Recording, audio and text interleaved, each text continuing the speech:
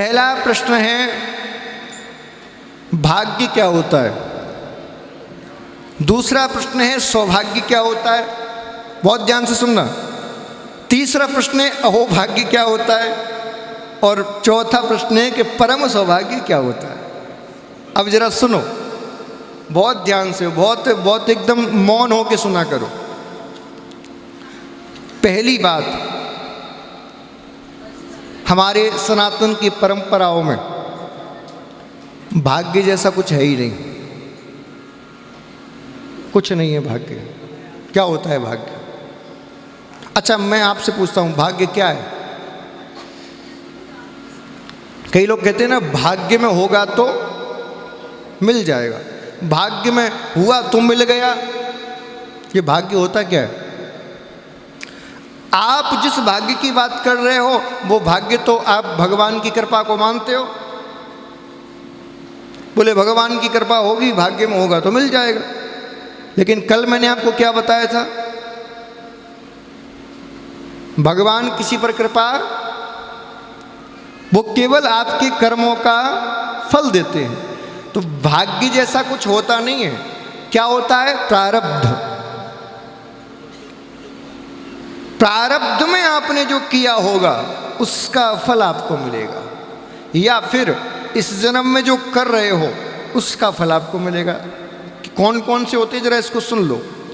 एक होता है प्रारब्ध, एक होता है क्रिया, और एक होता है क्रियामान। अभी जो हम करके आए हैं वो क्या है? प्रारब्ध। अभी जो कर रहे हैं वो क्या है? क्रिया। और जो हमने 10 मिनट पहले किया वो क्या है?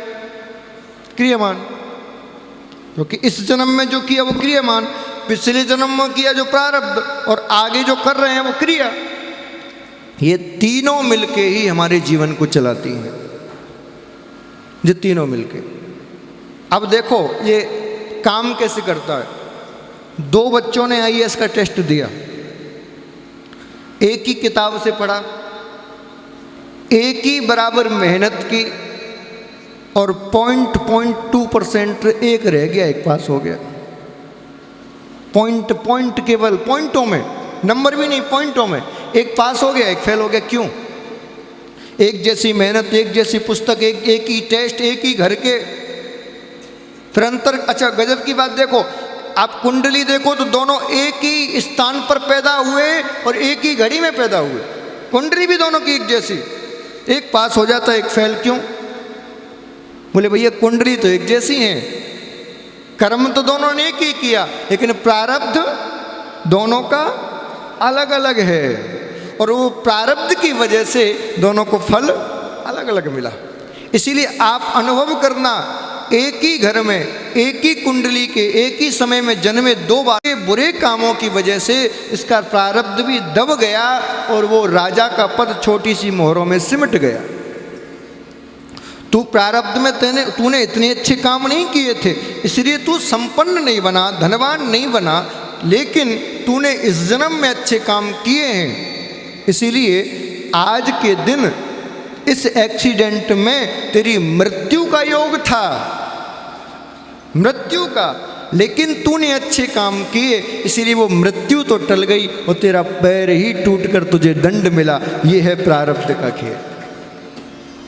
तो भैया भाग्य जैसा कुछ नहीं होता। ये तो भाग्य, सौभाग्य, अहोभाग्य और दुर्भाग्य, ये तो सब मन की बनाई गई और मन को तसल्ली देने की बातें हैं। भारतीय सनातनी में केवल प्रारब्ध, कर्म और क्रिया होती है, तीसरा कुछ नहीं।